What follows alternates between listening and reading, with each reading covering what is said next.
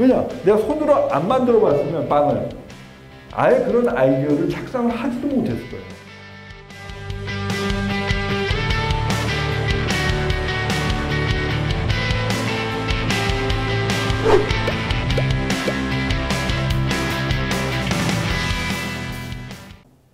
그때 벌써 배달의 민족이 엄청 아주 성행했습니다. 그리고 그 당시에 식당들이 막 우후죽순으로 막 생겨나는 거예요. 근데 식당 규모가 벌써 그때 어마어마하게 큰 식당들이 생겨났어요. 같은 규모의 식당이 유럽에 생겨나는 데는 그로부터 500년 후입니다. 그러니까 레스토랑의 역사에서 중국은 굉장히 앞서 있는 거예요. 자, 근데 그 식당, 새롭게 생겨난 비즈니스죠. 이 식당에서 어떤 메뉴 하나가 아주 인기를 끌기 시작합니다. 뭐였을까? 그렇죠. 국수입니다.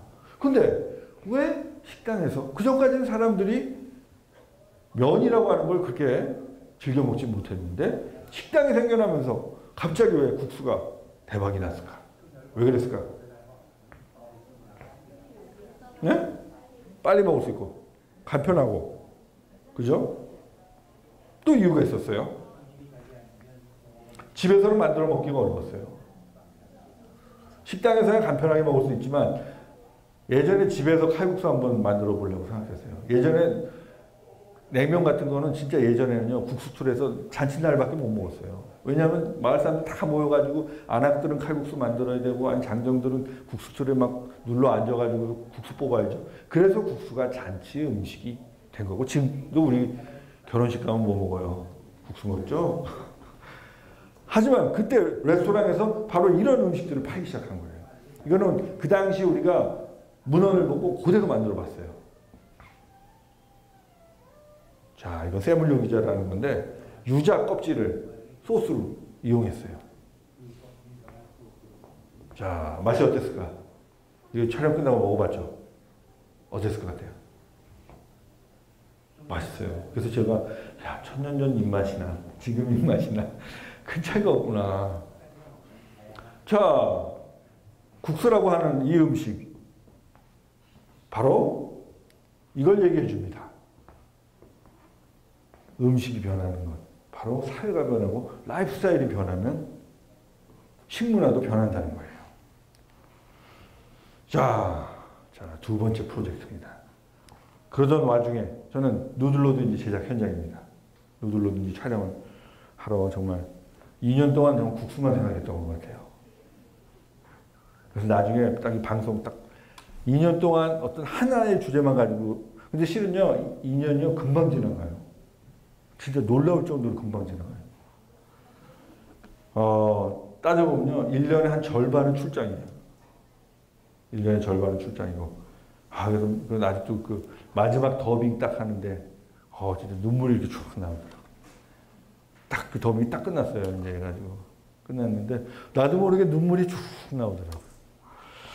근데 실은 그 방송은 첫 방이 나왔을 때 시청률이 그렇게 높지는 않았어요.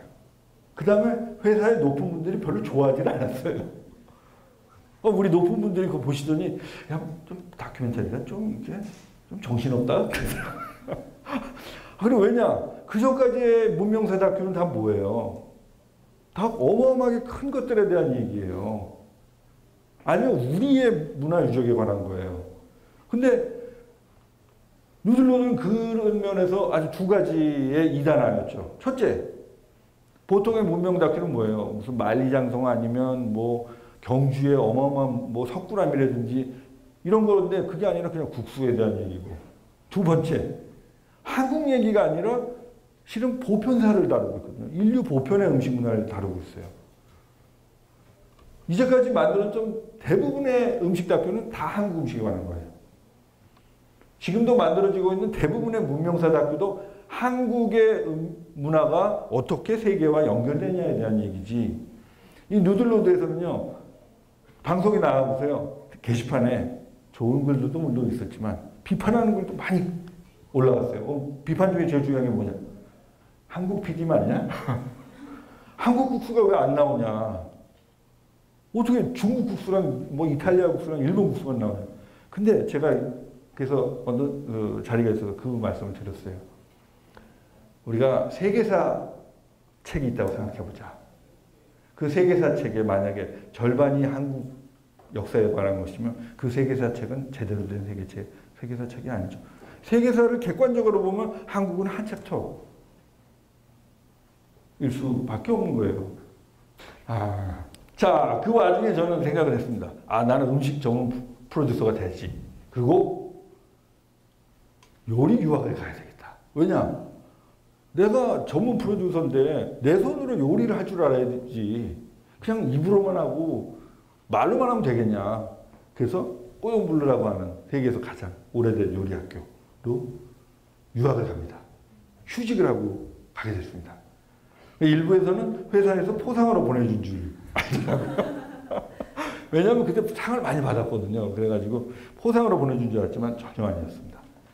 휴직하고 전 재산을 털어가지고 이 유학을 떠나게 됩니다. 근데 저는 굉장히 낙천적이었습니다. 지금도 낙천적인 편이지만 요리 학교니까 굶어 죽지는 않겠지. 그날 만든 거 가져다가 먹으면 되니까. 근데 그 학칙이 얼마나 무서운지 주방에서는요 손으로 이렇게 밀쳤거든요. 근데 퇴학이에요. 때린 것도 아니라 그냥 밀쳤는데 퇴학이에요. 왜냐? 주방에서는 자기의 화를 다스리지 못하면 그거는 싹수가 없다 그래가지고 그냥 퇴학이에요. 그래서 뭐 울고불고 난리 났는데 안 됐죠. 지금 다시 돌아가서 변호사 한다 그러더라고요. 자, 여기서 뭘 배웠냐? 요리 학교 학생들은요, 토요일 같은데, 그때 금요일 같은데 자기 집에 잘 불러요. 서양 애들은 그 파티라고 하는 걸 좋아하잖아요. 뭐 가면 뭐 우리가 생각하는 거죠. 뭐 상다리 부러지게 하는 게 아니라 진짜 뭐 별거 아닌 거 가지고 다 파티하잖아요. 근데 가보면요, 요리 학교에서 이런 파티하는 데 가보면 애들이 응접실에 있는 게 아니라 다 주방에 있어요. 걔가 음식 만드는 거 다 구경하고 있어요. 어떻게 만드나 보려고. 근데 거기서 포르투갈의 집에 가면 포르투갈 음식을 배우고 브라질의 집에 가면 브라질 음식을 배우고 그것이 어쩌면 가장 큰 그 배움이 됐죠. 이 친구들 지금 요 친구 빼놓고는 다 저기 셰프 됐어요. 페이스북 보면 다 뭐 요리하고 있어요. 자, 제가 처음 만든 빵입니다. 너무 자랑스러워서 제가 사진을 딱 찍어놨어요. 이 빵을 만들고서 제가 결심을 했어요. 한국에 돌아가면 빵에 대한 다큐멘터리를 만들어야 되겠다. 왜냐? 빵을 내 손으로 만들어 보니까 세상에 이렇게 창의적인 음식이 없는 거예요. 세상에 들어가는 거는 밀가루, 물, 소금 좀 들어가죠. 그리고 발효라고 하는 이 보이지 않는 마법의 힘. 그렇게 재료가 단순한데 어마어마한 마력을 가진 음식인 거죠. 자, 그래서 결심을 했죠. 왜냐? 내가 손으로 안 만들어 봤으면 빵을 아예 그런 아이디어를 착상을 하지도 못했을 거예요. 왜냐하면 너무 이게 뭐야? 그리고 별로 신기하지도 않았다고 생각했지만 요리인류 다큐 혹시 보신 분 계시면 크로와상 만드는 거를 굉장히 자세하게 찍었어요. 근데 크로와상을 내가 직접 만들어 보지 않았다면 크로와상이 얼마나 창의적인 빵인지 몰랐을 거예요. 저는요, 요리학교 갈 때 실은 저는 요리사가 되기에 가장 안 좋은 점만 갖추고 있었어요. 왜냐? 손재주가 없었어요. 물론 지금도 제가 저기 막 이제 유명한 셰프들이랑 이제 같이 같이 이제 무슨 뭐 출연도 하고 그럴 때 있잖아요. 보면 야, 이 사람들은 타고나게 손재주가 있는 사람들이구나. 왜냐면 저는 요리학교 그렇게 다녔는데도 그렇게 빨리 쓸지를 못하겠어요. 근데 들어갈 때는 정말 저는 저 넥타이도 잘 못 맸어요. 그러니까 요리사가 되려는 자질 중에 하나는 뭐냐면 일단은 이 손이 민첩한 사람들, 그 다음에 정리를 잘하는 사람. 아까 제 책상 잠깐 기억나시는지 모르겠지만 KBS에서 제일 책상이 더러운 PD였어요. 지금은 책상에 아무것도 없어요. 다 치워버렸어요. 근데 한마디로 나 자신의 한계를 두지 마라. 나는 이런 사람이야. 나는 내성적이고 나는 누구 앞에서 뭐 얘기하는 거 하는 거 잘 못하고 나는 글 쓰라 그러면 글도 잘 못 써. 아니면 나는 뭐 꼼꼼하게 하고 뭐 이렇게 숫자하고 뭐 사업 감각 이런 거 없어. 절대 그렇게 자기 자신을 한계, 규정 짓지 마세요. 그 반대의 어떤 경험 속에 자기를 던져놓잖아요. 그러면 거기서 살아나오기 위해서 사람은 없던 능력을 개발합니다. 그 과정에서 자기의 부족한 한쪽이 개발이 돼요. 그 중에 하나가 저는 작년에 이제 시작했던 요리를 키친이라고 하는 프로그램이에요.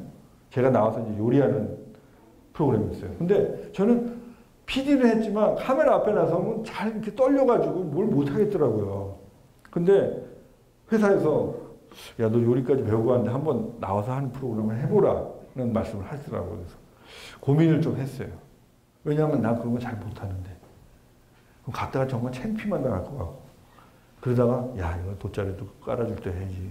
나중에 이거 제한도 없을 것 같더라고요. 그래서 알겠습니다. 잘 하겠습니다. 딱 그렇게 했어요. 근데 그러고서 이제 방송일이 다가오는데 나는 연출할 때는 떨어본 적이 없어요. 근데 딱 출연을 할 거 생각하니까 갑자기 이제 막 잠이 안 오는 거예요. 그 다음에 요리를 키친 보신 분 알겠지만 그 프로그램의 출연자는 단 한 명이었어요. 저 혼자예요. 그러니까 이거는 이 프로그램 망하게 되면 이제 내가 다 뒤집어쓰게 생겼어요. 그래서 처음 딱 그 촬영하는 날 아직도 잊혀지잖아요. 카메라들이 쫙 있죠. 근데 나 혼자 여기 딱 서가지고 이제 해야 되는 거예요. 혼자 떠들면서. 근데 딱 10분 지나니까요. 사람이 막 말이 나와요.